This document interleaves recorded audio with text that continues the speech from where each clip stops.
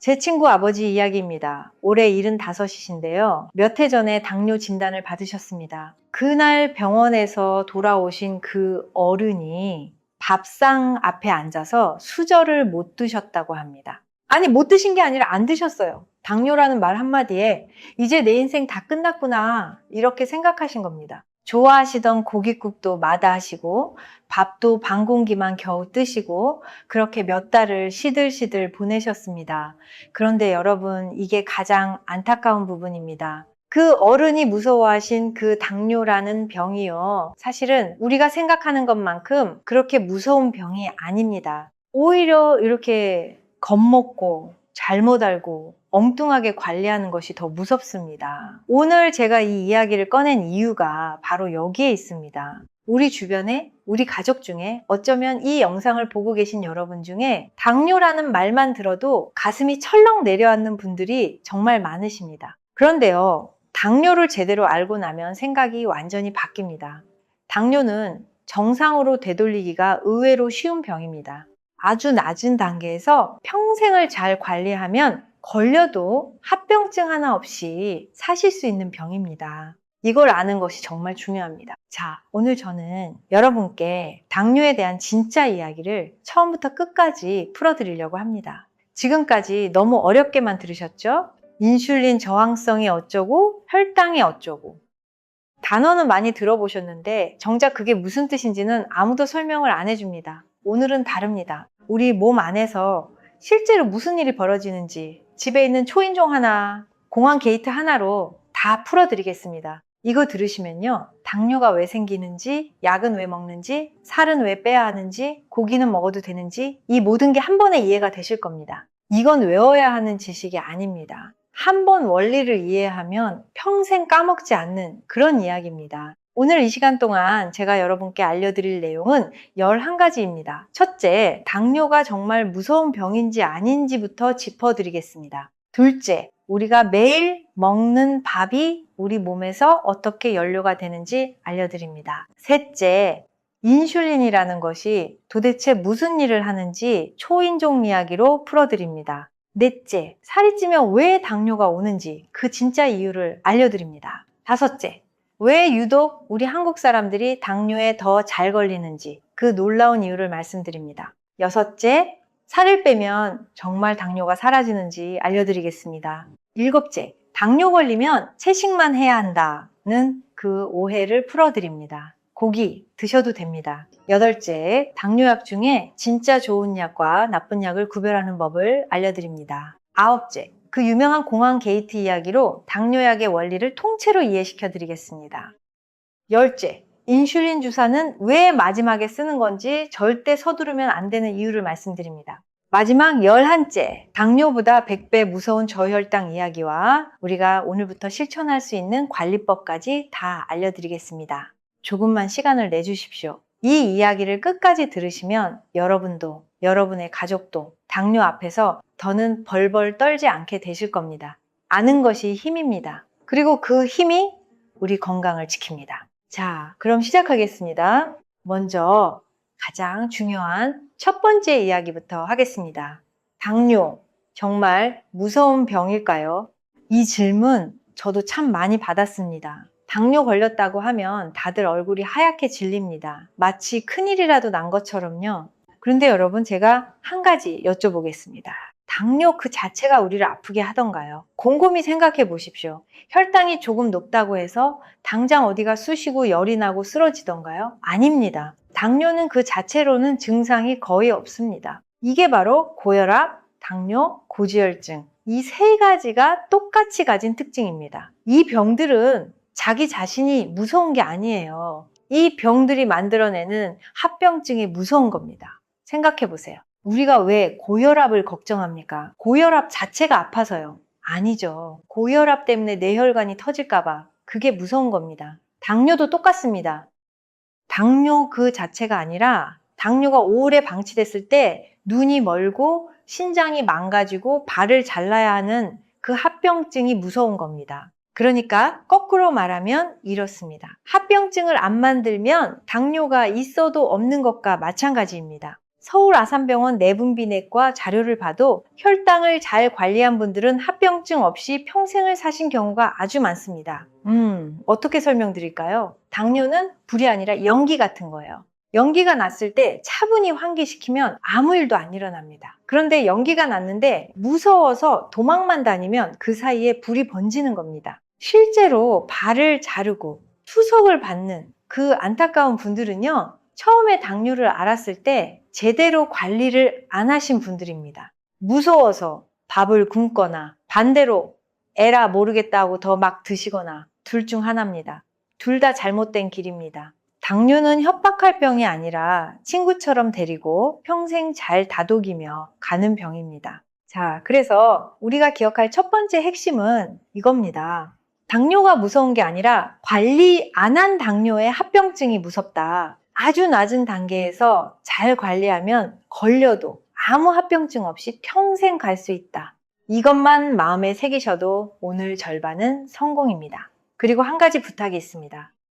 혹시 지금 약을 드시고 계신 분이라면 오늘 이야기를 들으셨다고 해서 약을 임의로 끊으시면 절대 안 됩니다. 모든 변화는 꼭 주치의 선생님과 상의하셔야 합니다. 이 약속 먼저 하고 다음 이야기로 넘어가겠습니다. 자, 두 번째 이야기로 들어가겠습니다. 우리가 매일 먹는 밥이 우리 몸 안에서 어떻게 변하는지 아십니까? 이걸 알아야 당뇨가 보입니다.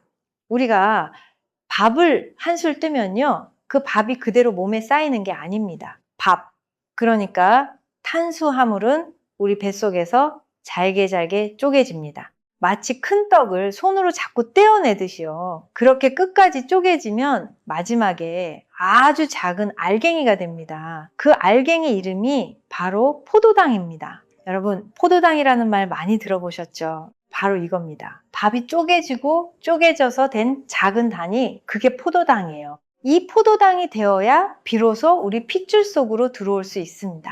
그럼 이 포도당이 뭐냐? 한마디로 연료입니다. 자동차로 치면 기름이에요. 우리 몸이 움직이고 심장이 뛰고 머리가 돌아가는 그 모든 힘이 바로 이 포도당이라는 연료에서 나옵니다. 그러니까 포도당은 나쁜 게 아닙니다. 오히려 없으면 안 되는 거예요. 우리가 살아가는 힘 그 자체니까요. 그런데 여기서 중요한 게 있습니다. 이 연료는요, 핏줄 안에 둥둥 떠다닌다고 해서 쓰이는 게 아닙니다. 반드시 우리 몸의 세포 안으로 들어가야 쓸 수 있습니다. 세포가 뭐냐고요? 우리 몸을 이루는 아주 작은 방들이라고 생각하시면 됩니다. 그 작은 방 안으로 포도당이 들어가야 비로소 그 방이 일을 합니다.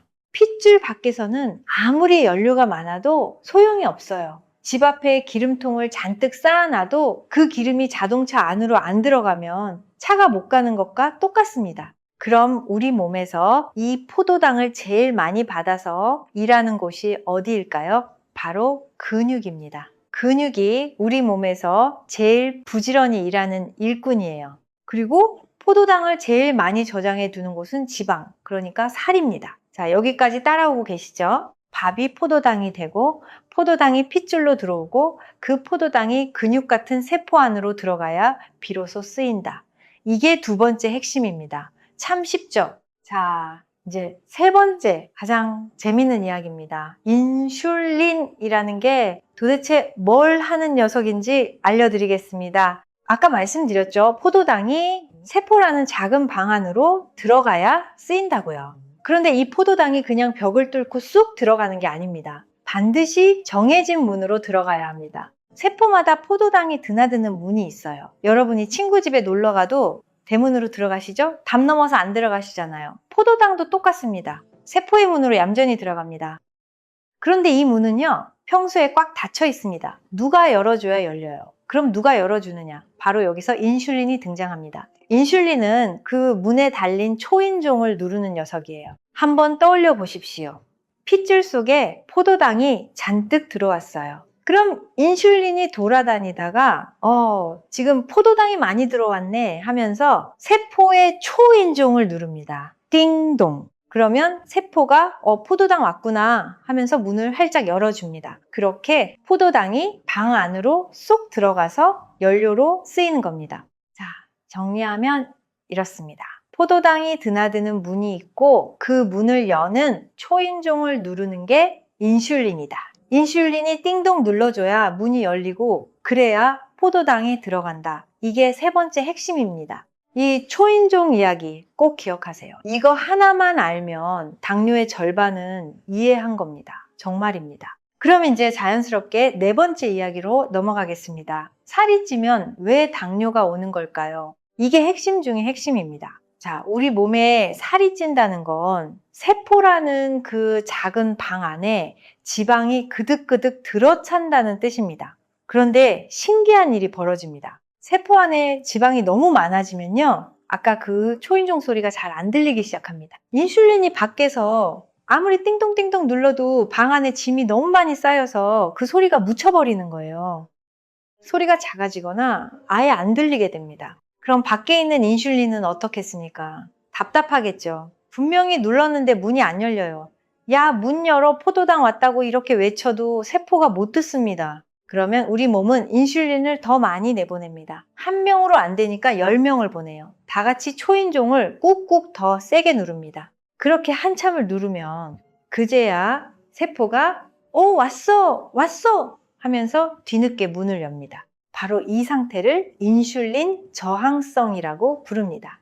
어렵게 들리시죠? 그런데 알고 보면 별거 아닙니다. 세포가 인슐린의 신호를 잘 못 알아듣는 상태, 그게 인슐린 저항성이에요. 세포가 인슐린에게 저항한다. 그래서 저항성입니다. 솔직히 말씀드리면 저도 처음에 이 단어 들었을 때 무슨 외계어인가 했습니다. 그런데 초인종으로 풀어놓으니 이렇게 쉽습니다. 그럼 그 결과가 어떻게 될까요? 문이 잘 안 열리니까 포도당이 세포 안으로 못 들어갑니다. 그래서 쓰이지도 못하고 핏줄 속에 둥둥 떠다닙니다. 혈당이 높아지는 겁니다. 그리고 인슐린도 자꾸 더 만들어내니까 피 속에 인슐린도 많아져 있어요. 그래서 당뇨 환자분의 피를 뽑아보면 포도당도 높고 인슐린도 높게 나오는 경우가 많습니다. 이게 다 살이 쪄서 세포 안에 지방이 차서 초인종 소리가 안 들리기 때문에 벌어지는 일입니다. 자, 네 번째 핵심입니다. 살이 찌면 세포 안에 지방이 차고 그러면 인슐린 초인종 소리가 안 들리고 그게 바로 인슐린 저항성이고 그래서 혈당이 높아진다. 당뇨가 생기는 진짜 원리가 바로 이겁니다. 끝입니다. 정말 이게 다예요. 어떻게 생각보다 어렵지 않으시죠? 자, 이제 다섯 번째 정말 놀라운 이야기를 해드리겠습니다. 왜 유독 우리 한국 사람들이 당뇨에 더 잘 걸릴까요? 여러분 한번 맞춰보십시오. 기름지고 단 음식을 잔뜩 먹는 서양 사람들하고 우리 한국 사람들 중에 누가 당뇨가 더 많을까요? 당연히 서양 사람들일 것 같으시죠? 그런데 아닙니다. 우리 한국 사람들이 더 많습니다. 믿기 어려우시죠? 저도 처음 알았을 때 깜짝 놀랐습니다. 더 적게 먹고 더 마른. 우리가 왜 당뇨가 더 많을까요? 여기에는 아주 깊은 이유가 숨어 있습니다. 이야기는 아주 먼 옛날로 거슬러 올라갑니다. 우리 조상들이 아시아 이 땅에 자리를 잡았을 때요. 이 동네가 살기가 참 좋았습니다. 비도 많이 오고 햇볕도 따뜻하고 농사 짓기에 그만이었어요. 먹을 게 풍족하진 않아도 굶지는 않았습니다. 그래서 우리 조상들은 몸집이 클 필요가 없었습니다. 큰 덩치보다 작고 재빠른 몸이 더 살기에 유리했어요. 그렇게 수십만 년을 지내면서 우리 몸은 점점 자그마한 체형에 맞춰졌습니다. 그런데 여기서 중요한 변화가 같이 일어났습니다. 많이 먹을 일이 없으니 인슐린을 만드는 우리 몸의 공장도 작아진 겁니다. 인슐린은 우리 몸 안에 한 장기에서 만들어지는데요. 우리 조상들은 그 공장을 크게 키울 필요가 없었어요. 조금만 만들어도 충분했으니까요. 그래서 우리 한국 사람들은 원래 인슐린을 많이 못 만드는 몸을 타고났습니다. 반대로 서양 사람들은요, 척박한 땅에서 큰 덩치로 버텨야 했기 때문에 인슐린 공장도 크고 힘이 셉니다. 자, 여기까지는 별 문제가 없었습니다. 그런데 1970년대부터 우리나라에 큰일이 벌어집니다.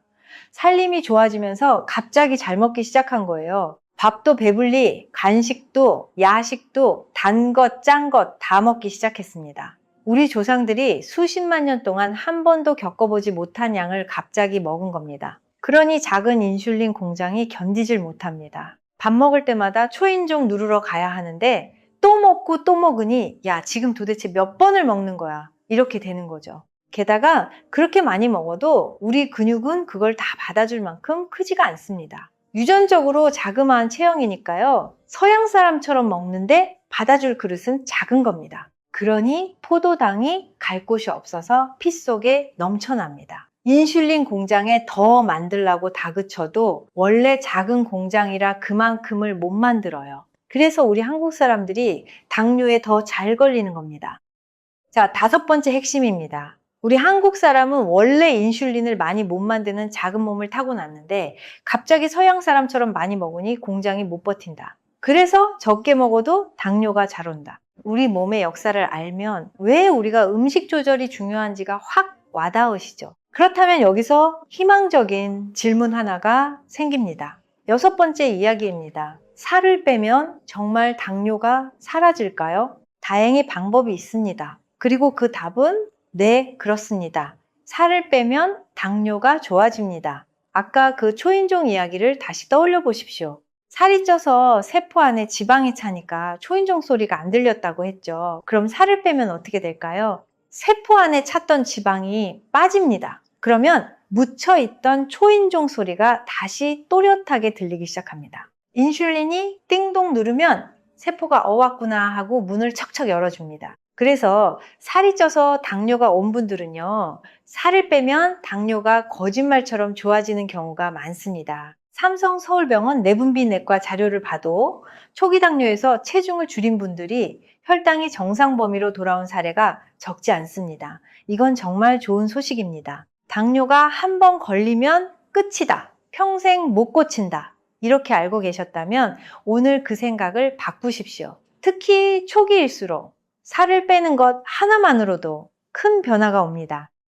물론 이게 하루아침에 되는 일은 아닙니다. 그리고 한 가지 꼭 말씀드릴 게 있어요. 살을 뺀다고 굶으시면 절대 안 됩니다. 특히 우리처럼 나이가 좀 있으신 분들은 무리하게 굶으면 근육부터 빠집니다. 근육이 빠지면 오히려 포도당 받아줄 그릇이 줄어드니까 더 나빠져요. 그러니 굶는 게 아니라 제대로 먹으면서 천천히 살을 빼는 게 정답입니다. 어떻게 먹어야 하는지는 조금 뒤에 자세히 알려드리겠습니다. 자, 6번째 핵심입니다. 살을 빼면 세포 안 지방이 빠지고 초인종 소리가 다시 들리고 당뇨가 좋아진다. 단, 굶지 말고 제대로 먹으면서 빼야 한다. 희망이 보이시죠? 자, 여기서 잠깐 숨을 고르고 지금까지 한 이야기를 정리하고 가겠습니다. 우리가 6가지를 배웠습니다. 첫째, 당뇨가 무서운 게 아니라 합병증이 무섭다. 둘째, 밥은 쪼개져서 포도당이라는 연료가 된다. 셋째, 인슐린은 세포문을 여는 초인종이다. 넷째, 살이 찌면 그 초인종 소리가 안 들려서 당뇨가 온다. 다섯째, 우리 한국 사람은 인슐린 공장이 작아서 당뇨에 더 약하다. 여섯째, 살을 빼면 당뇨가 좋아진다. 여기까지가 당뇨가 왜 생기는지에 대한 이야기였습니다. 이제부터는 그럼 어떻게 해야 하는지 그 방법으로 넘어가겠습니다. 더 중요한 이야기가 남았으니 끝까지 함께 해주십시오. 자, 이제 7번째 이야기입니다. 정말 많은 분들이 잘못 알고 계신 부분이에요. 당뇨에 걸리면 채식만 해야 한다.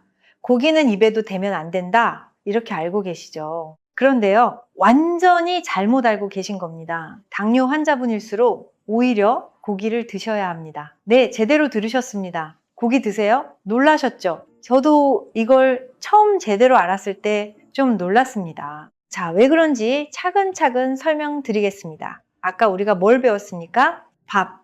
그러니까 탄수화물이 쪼개지면 포도당이 되고 그 포도당이 피 속에 넘쳐서 당뇨가 된다고 했죠. 그럼 당뇨에 제일 안 좋은 게 뭐겠습니까? 바로 그 밥, 흰쌀밥, 국수, 빵 같은 탄수화물입니다. 그런데 우리 어른들은 거꾸로 하십니다. 당뇨 걸렸다니까 고기는 무서워서 안 드시고 밥하고 나물만 잔뜩 드세요. 그러면 어떻게 될까요? 정작 혈당을 올리는 건 그 밥인데 밥을 더 드시는 꼴이 됩니다. 혈당이 더 출렁거리는 거예요. 반대로 고기, 그러니까 단백질은요, 먹어도 혈당을 확 올리지 않습니다. 오히려 우리 근육을 지켜줍니다. 아까 말씀드렸죠? 근육이 포도당을 받아주는 그릇이라고요. 그 그릇을 튼튼하게 지키려면 단백질을 잘 드셔야 합니다. 대한당뇨병 학회에서도 당뇨 환자분께 단백질을 충분히 드시라고 권합니다. 계란도 좋고 두부도 좋고 생선도 좋고 살코기도 좋습니다. 그러니까 당뇨에 좋은 식사는 이렇게 정리됩니다. 첫째, 밥 같은 탄수화물은 좀 줄이세요. 둘째, 기름진 것도 줄이세요. 셋째, 그 대신 단백질, 그러니까 고기와 채소를 충분히 드세요. 이게 핵심입니다. 채식만 하라는 게 아니에요. 고기 드시라는 겁니다. 물론 칼로리는 적당히 맞추셔야 합니다. 고기 먹어도 된다고 해서 삼겹살을 산더미처럼 드시라는 말은 아니에요. 기름기 적은 살코기 위주로 양은 적당히, 그리고 채소랑 같이 이렇게만 드셔도 혈당이 훨씬 안정됩니다. 어떻게? 마음이 좀 놓이시죠? 좋아하시는 고깃국 한 그릇, 이제 마음 편히 드셔도 됩니다. 단, 흰쌀밥은 조금 줄이시고요. 그리고 한 가지 덧붙이자면 식사 순서도 중요합니다. 밥부터 드시지 마시고 채소 먼저, 그 다음에 고기나 생선 같은 단백질, 마지막에 밥을 조금, 이 순서만 바꿔도 혈당이 천천히 오릅니다. 돈 한 푼 안 드는 방법이에요. 집에서 오늘 저녁부터 바로 하실 수 있습니다. 자, 7번째 핵심입니다. 당뇨에 채식만 하는 건 오해다. 탄수화물을 줄이고 단백질, 그러니까 고기를 충분히 드셔라. 식사 순서는 채소, 단백질, 밥 순으로 이것만 지키셔도 절반은 성공입니다. 자, 이제 8번째 약 이야기로 넘어가겠습니다. 당뇨약 중에 진짜 좋은 약이 따로 있다는 사실 알고 계셨습니까? 많은 분들이 당뇨약이라고 하면 다 똑같은 약인 줄 아십니다. 그런데 아닙니다. 당뇨약은 종류가 여러 가지인데 그 작동하는 방식이 완전히 다릅니다. 그 중에서 가장 좋은 약, 가장 근본적인 약이 뭔지 아십니까? 바로 세포의 인슐린 저항성을 없애주는 약입니다. 기억하시죠? 살이 쪄서 초인종 소리가 안 들리는 그 상태, 인슐린 저항성. 이 약은 그 막힌 신호를 다시 뚫어줍니다. 초인종 가는 길에 낀 기름때를 닦아주는 약이라고 생각하시면 됩니다. 이런 약 중에 가장 대표적인 게 메트포민이라는 약입니다. 아마 당뇨 진단받으신 분들 중에 이 약 드시는 분이 정말 많으실 거예요. 이 약이 왜 좋으냐? 살을 빼는 것과 비슷한 효과를 내기 때문입니다. 억지로 포도당을 빼내거나 쥐어짜는 게 아니라 우리 몸이 인슐린 신호를 다시 잘 알아듣게 도와줍니다. 그러니까 근본을 건드리는 약이에요. 위장이 좀 불편한 정도의 가벼운 부담만 빼면 아주 좋은 약입니다. 그래서 보통 당뇨 초기에는 이 메트포민 같은 약으로 시작합니다. 그리고 식사 관리, 운동, 체중 조절을 같이 하면요, 이 약 하나로 평생 큰 문제 없이 지내시는 분들이 정말 많습니다. 당뇨가 더 이상 나빠지지 않게 잡아주는 거예요. 그래서 제가 자꾸 말씀드리는 겁니다. 당뇨는 무서운 병이 아니라고요. 초기에 제대로 약 쓰고 관리하면 합병증 없이 평생 갈 수 있는 병입니다. 그런데요, 여기서 안타까운 일이 벌어집니다. 당뇨가 막 무섭게 진행돼서 신장이 망가지고 발을 잘라야 하는 그런 분들 있잖아요. 그분들은 대부분 처음에 치료를 제대로 안 하신 분들입니다. 무서워서 병원을 멀리 하거나 약을 마음대로 끊거나 관리를 손 놓으신 경우예요. 초기에 메트포민 같은 좋은 약으로 잘 잡았으면 그렇게까지 가지 않았을 분들입니다. 정말 안타까운 일입니다. 자, 8번째 핵심입니다. 당뇨약은 다 같은 약이 아니다. 가장 좋은 약은 인슐린 저항성을 없애주는 근본 치료제, 대표적으로 메트포민이다. 초기에 좋은 약으로 잘 잡으면 평생 큰 문제 없이 지낼 수 있다. 단, 어떤 약을 쓸지는 반드시 주치의 선생님과 상의하셔야 합니다. 자, 이제 9번째. 오늘 이야기 중에 가장 재밌는 비유를 하나 해드리겠습니다. 당뇨약의 원리를 공황 이야기로 통째로 이해시켜 드리겠습니다. 자, 우리 몸을 커다란 공항이라고 생각해 보십시오. 핏줄 속을 떠다니는 포도당은 그 공항에 도착한 승객들입니다.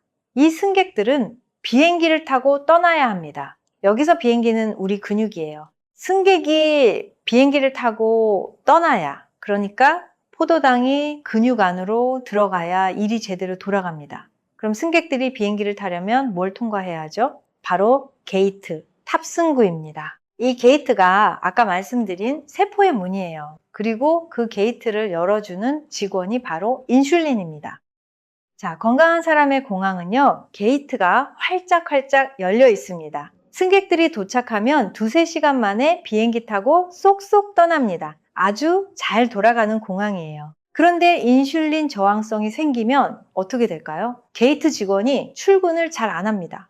10개를 열어야 하는데 1개밖에 안 열어요. 그러면 공항에 승객들이 바글바글 밀립니다. 비행기를 못 타고 몇 시간씩 기다려요. 돗자리 펴고 눕고 몇 점 음식 다 사 먹고 그러다 보면 공항 여기저기가 엉망이 됩니다. 이게 바로 피 속에 포도당이 넘쳐서 염증이 생기는 상태입니다. 자, 여기가 중요합니다. 그럼 이 당뇨약들이 이 공항을 어떻게 도와주느냐? 약마다 방식이 완전히 다릅니다. 첫째, 가장 좋은 약. 아까 말씀드린 메트포민 같은 약은요, 게이트 직원이 다시 일을 잘하게 도와줍니다. 막힌 게이트를 뚫어주는 거예요. 그러면 승객들이 다시 비행기를 타고 잘 떠납니다. 공항이 원래대로 잘 돌아가요. 근본을 고치는 약입니다. 둘째, 그런데 어떤 약들은요, 게이트는 못 고치니까 그냥 승객을 강제로 공항 밖으로 빼버립니다. 포도당을 소변으로 그냥 내보내는 약들이 그런 거예요. 혈당은 떨어집니다. 그런데 승객이 비행기를 못 타고 그냥 쫓겨난 거잖아요. 그러니까 정작 근육은 그 연료를 못 받습니다. 그래서 이런 약을 쓰면 기운이 없고 살이 빠지는 경우도 있어요. 급할 때 혈당 떨어뜨리는 데는 도움이 되지만 근본을 고치는 약은 아닙니다. 셋째, 인슐린 주사. 이건 공항으로 치면 게이트가 도저히 안 돌아가니까 정부에서 임시 게이트를 새로 만들어주는 겁니다. 어떻게든 승객들을 비행기에 태워보내는 거예요. 혈당은 확실히 떨어집니다. 하지만 이건 우리 몸의 인슐린 공장이 거의 다 망가졌을 때 쓰는 마지막 방법입니다. 넷째, 가장 조심해야 할 약도 있습니다. 우리 몸의 인슐린 공장을 억지로 쥐어짜는 약이에요. 공장에 대고 무조건 더 만들라고 채찍질 하는 겁니다. 당장은 혈당이 잘 떨어집니다. 그런데 이렇게 계속 쥐어짜면 그 공장 수명이 줄어듭니다. 게다가 혈당이 너무 떨어져서 위험해질 수도 있어요. 그래서 이런 약도 보통은 아주 나중 단계에 신중하게 씁니다. 자, 9번째 핵심입니다. 당뇨약은 공항 게이트를 도와주는 방식이 다 다르다. 게이트를 고쳐주는 약이 제일 좋고 승객을 빼내거나 임시 게이트를 만들거나 공장을 쥐어짜는 약은 나중 단계에 쓴다.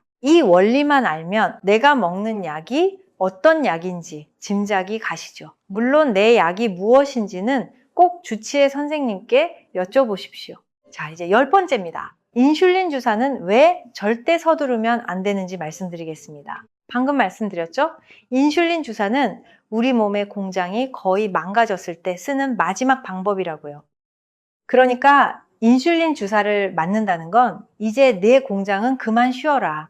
지금부터는 밖에서 인슐린을 직접 넣어주겠다. 이런 뜻입니다. 정말 끝에 가서 쓰는 거예요. 그래서 저는 늘 이렇게 말씀드리고 싶습니다. 인슐린 주사까지 가지 않도록 초기에 관리를 잘 하시라고요. 많은 분들이 거꾸로 알고 계십니다. 당뇨 진단받으면 큰일 났다고 바로 강한 약, 센 약부터 찾으세요. 그런데 처음부터 무조건 센 약을 쓰는 게 좋은 게 아닙니다. 오히려 가장 근본적인 약으로 차근차근 거기에 식사와 운동과 체중 관리를 더하는 게 정답입니다. 그렇게만 하면 인슐린 주사까지 가는 일은 웬만하면 없습니다. 진짜로 없어요. 그러니 혹시 지금 초기 당뇨로 약을 드시는 분이라면 너무 겁먹지 마십시오. 그리고 동시에 너무 손 놓지도 마십시오. 이 둘 사이의 균형이 중요합니다. 꾸준히 약 드시고 밥 조금 줄이고 단백질 챙기고 매일 조금씩 걷고 이 평범한 것들이 인슐린 주사를 막아주는 가장 강력한 방패입니다. 자, 10번째 핵심입니다. 인슐린 주사는 마지막 단계의 방법이다. 초기에 근본 치료제와 생활관리를 잘하면 거기까지 갈 일이 거의 없다. 겁먹지도 손 놓지도 말고 꾸준히 관리하라. 자, 드디어 마지막 11번째 이야기입니다. 당뇨보다 100배는 더 무서운 게 따로 있습니다. 바로 저혈당입니다.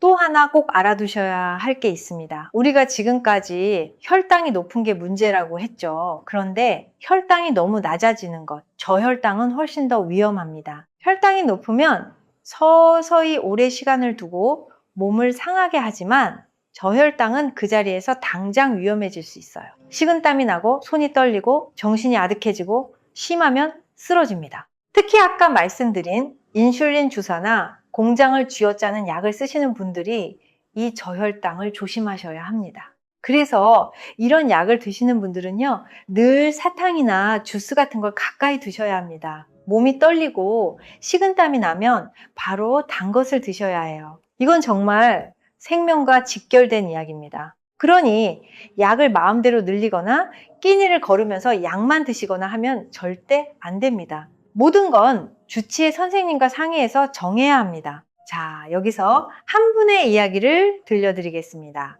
목포에 사시는 75문 정순 어르신 이야기입니다. 이분이 몇 해 전에 당뇨 진단을 받으셨어요. 처음엔 우리 친구 아버지처럼 밥을 굶으셨답니다. 당뇨니까 무조건 적게 먹어야 한다고 생각하신 거죠. 그런데 굶으니까 기운만 빠지고 어지럽고 오히려 혈당은 더 출렁거렸습니다. 그러다 제대로 된 관리법을 배우셨습니다. 굶는 대신 흰 쌀밥을 반으로 줄이고 그 자리에 두부와 생선과 나물을 채우셨어요.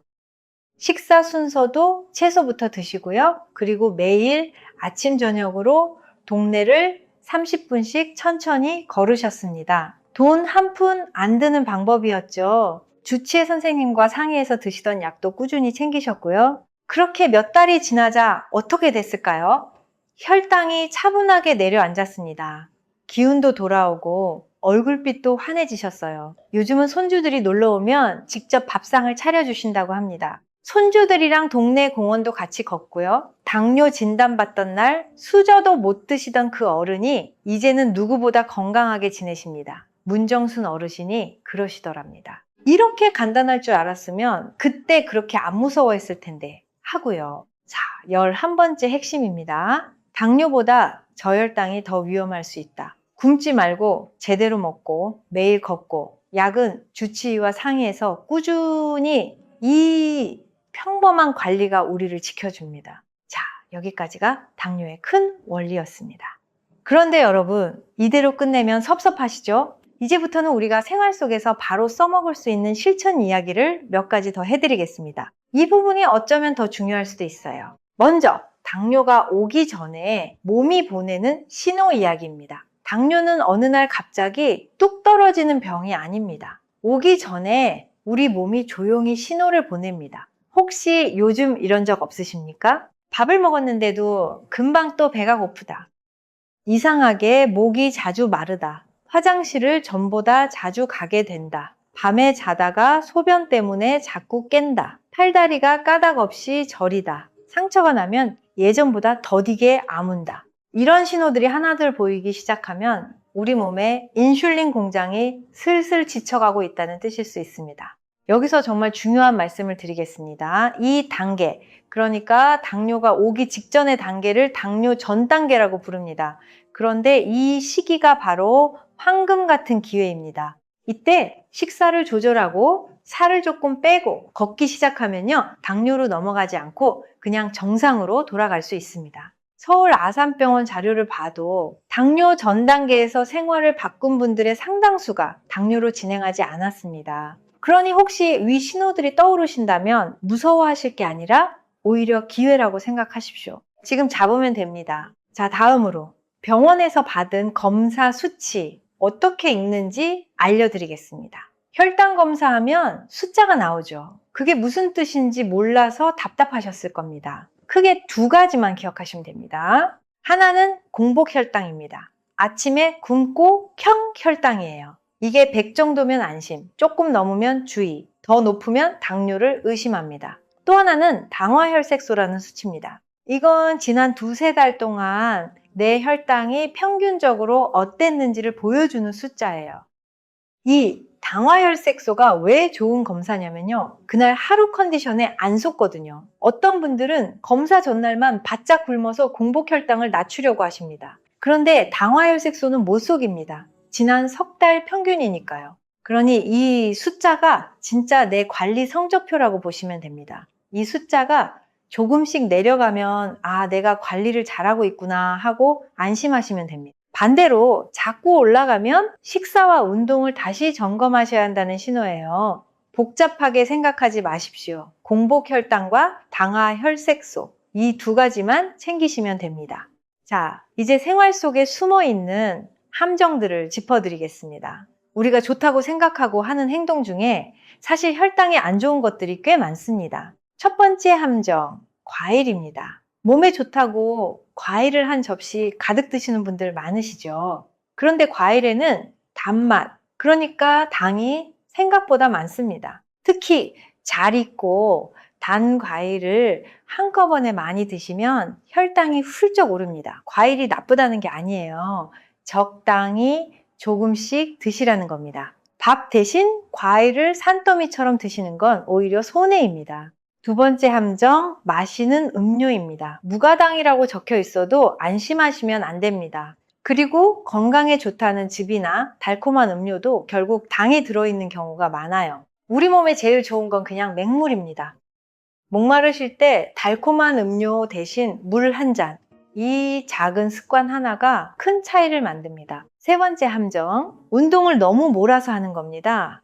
평소엔 가만히 계시다가 갑자기 하루날 잡아서 무리하게 운동하시는 분들 있죠? 이건 오히려 몸에 부담입니다. 매일 30분씩 천천히 걷는 게 일주일에 한 번, 2시간 몰아 하는 것보다 100배 낫습니다. 꾸준함이 핵심이에요. 특별한 운동기구도 필요 없습니다. 운동화 한 켤레면 충분합니다. 네 번째 함정, 발을 소홀히 하는 겁니다. 당뇨가 오래되면 발의 감각이 무뎌질 수 있어요. 그래서 상처가 나도 모르고 지나칠 수 있습니다. 그러니 당뇨가 있으신 분은 매일 저녁 발을 한 번씩 살펴보십시오. 상처나 물집은 없는지, 색이 변한 곳은 없는지, 이 작은 습관이 큰 화를 막아줍니다. 돈 한 푼 안 드는 가장 확실한 예방법입니다. 자, 이 실천 이야기들을 정리하면 이렇습니다. 몸이 보내는 신호를 놓치지 마시고 공복혈당과 당화혈색소를 챙기시고 과일과 음료의 단맛을 조심하시고 매일 꾸준히 걷고 발을 살피십시오. 어떻게? 하나도 어렵지 않으시죠? 비싼 약도 특별한 기계도 필요 없습니다. 집에서 오늘부터 누구나 할 수 있는 것들입니다. 자, 약과 음식 이야기는 다 했습니다. 그런데 한 가지 제가 꼭 더 드리고 싶은 이야기가 있습니다. 당뇨는 혼자 이겨내는 병이 아니라 우리 가족이 함께 이겨내는 병이라는 겁니다. 우리 세대를 한번 돌아보십시오. 우리가 젊었을 때는 먹을 것이 귀했습니다. 우리는 자식들 입에 밥 한 술 더 넣어주려고 우리 끼니를 거른 세대입니다. 새벽부터 밤까지 우리 손으로 일해서 이만큼 살림을 일궜습니다. 그렇게 우리는 우리 건강을 늘 뒷전에 두고 살았어요. 이제는 우리 차례입니다. 우리가 우리 몸을 챙길 차례입니다. 지금부터 시작해도 절대 늦지 않습니다. 그런데 우리 어른들을 보면 자식들 걱정시킬까봐 아픈 걸 숨기시는 분들이 참 많습니다. 당뇨 진단을 받아도 우리끼리만 끙끙 앓으세요. 그런데 이건 우리 가족 모두를 위해 다시 생각해 보셔야 합니다. 우리가 건강을 잘 지키는 것이 사실은 우리 자식들에게 주는 가장 큰 선물입니다. 우리가 합병증 없이 건강하게 지내면 우리 자식들이 마음 편히 자기 삶을 살 수 있어요. 우리 건강이 곧 우리 가족의 평안입니다. 그러니 당뇨가 있으시면 우리 가족에게 숨기지 마시고 함께 나누십시오. 우리 며느리에게, 우리 아들, 딸에게, 우리 손주에게 이야기하십시오. 밥상을 차릴 때 우리 가족이 같이 신경 써주면 관리가 훨씬 쉬워집니다. 우리 식구가 다 같이 흰쌀밥을 조금 줄이고 우리 식탁에 나물과 단백질을 더 올리면 어르신 한 분만 좋아지는 게 아니라 우리 가족 모두가 건강해집니다. 당뇨 관리 밥상이 곧 온 가족 건강 밥상입니다. 그리고 운동도 그렇습니다. 혼자 걸으면 작심삼일이지만 우리 손주 손 붙잡고 동네 한 바퀴 돌면 그게 평생 갑니다. 저녁 먹고 우리 식구가 함께 걷는 그 30분이 어떤 비싼 약보다 우리 몸에 좋습니다. 돈도 한 푼 안 듭니다. 우리 옛 어른들 지혜가 바로 이런 거예요. 멀리서 답을 찾을 필요가 없습니다. 우리 곁에, 우리 가족 안에 답이 있습니다. 또 하나, 우리가 서로 응원하는 것도 큰 힘이 됩니다. 당뇨 관리가 잘 되는 날도 있고 흔들리는 날도 있습니다. 그럴 때 우리 가족이 잘하고 계신다고 한마디 건네주면 그 힘으로 또 며칠을 갑니다. 우리 이웃끼리, 우리 친구끼리도 마찬가지입니다. 혼자 끙끙대지 마시고 우리 함께 가십시오. 같이 가면 멀리 갑니다. 저는 우리 어르신들이 또래보다 더 정정하고 더 당당하게 사시는 모습을 보고 싶습니다. 이웃들이 어떻게 그렇게 건강하시냐고 비결을 물어볼 만큼요. 그 비결이 별거 아닙니다. 오늘 우리가 나눈 이야기 그대로 하시면 됩니다. 밥 조금 줄이고 단백질 챙기고 매일 걷고 약은 주치의와 함께 이 평범한 것들을 우리 가족과 함께 꾸준히 하는 것, 그것이 전부입니다. 우리 세대는 강한 세대입니다. 어려운 시절을 다 이겨낸 우리입니다. 당뇨 하나쯤은 우리가 충분히 다스릴 수 있습니다. 무서워할 일이 전혀 아닙니다. 우리가 제대로 알고 우리 가족과 함께 차분히 관리하면 우리는 앞으로도 오래오래 건강하게 지낼 수 있습니다. 자, 이제 오늘 우리가 함께 나눈 이야기를 처음부터 끝까지 한 번에 정리해 드리겠습니다. 긴 시간 함께 해주셨으니 이것만은 꼭 가슴에 담아 가십시오. 첫째, 당뇨는 그 자체가 무서운 병이 아닙니다. 무서운 건 관리 안 한 당뇨의 합병증입니다. 아주 낮은 단계에서 잘 관리하면 걸려도 평생 합병증 없이 살 수 있습니다. 둘째, 우리가 먹는 밥은 쪼개지고 쪼개져서 포도당이라는 연료가 됩니다. 이 연료는 세포 안으로 들어가야 비로소 쓰입니다. 셋째, 그 세포의 문을 여는 초인종이 바로 인슐린입니다. 인슐린이 띵동 눌러줘야 문이 열리고 포도당이 들어갑니다. 넷째, 살이 찌면 세포 안에 지방이 차서 그 초인종 소리가 안 들립니다. 이게 인슐린 저항성이고 그래서 당뇨가 옵니다. 다섯째, 우리 한국 사람은 원래 인슐린 공장이 작게 태어났습니다. 그런데 갑자기 많이 먹으니 공장이 못 버텨서 당뇨에 더 잘 걸립니다. 여섯째, 그러니 살을 빼면 초인종 소리가 다시 들리고 당뇨가 좋아집니다. 단, 굶지 말고 제대로 드시면서 빼셔야 합니다. 일곱째, 당뇨에 채식만 하라는 건 오해입니다. 밥은 줄이고 단백질, 그러니까 고기를 충분히 드십시오. 식사 순서는 채소, 단백질, 밥 순으로. 여덟째, 당뇨약 중 가장 좋은 약은 인슐린 저항성을 없애주는 근본 치료제입니다. 초기에 좋은 약과 생활관리를 잘하면 평생 큰 문제 없습니다. 아홉째, 당뇨약은 공황 게이트를 돕는 방식이 저마다 다릅니다. 게이트를 고치는 약이 제일 좋습니다.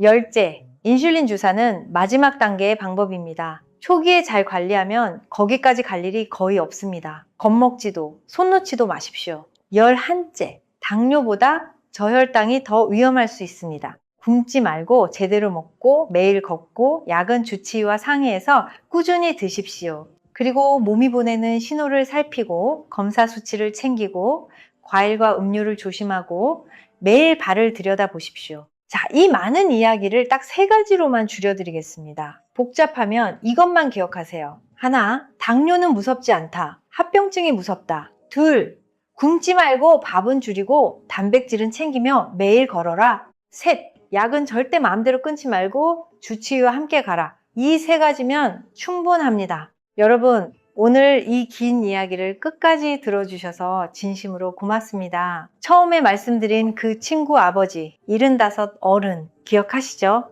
당뇨라는 말에 수저도 못 드시던 그 어른도 이 원리를 아시고 나서 완전히 달라지셨습니다. 지금은 손주들과 마당을 거닐며 웃으십니다. 아는 것이 이렇게 사람을 바꿉니다.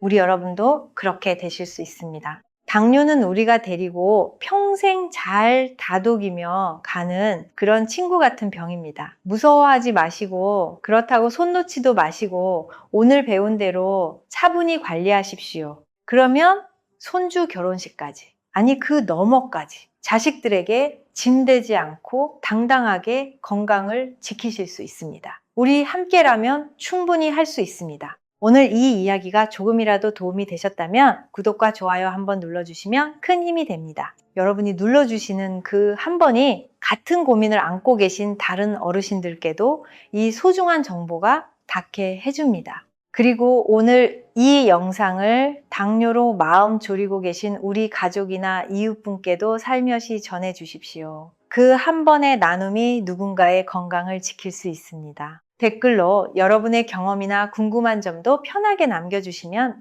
다음에 더 좋은 이야기로 찾아뵙겠습니다. 다시 한번 오늘 끝까지 함께 해주셔서 고맙습니다. 여러분과 여러분의 가족 모두 늘 건강하시길 진심으로 바랍니다. 고맙습니다. 또 만나요.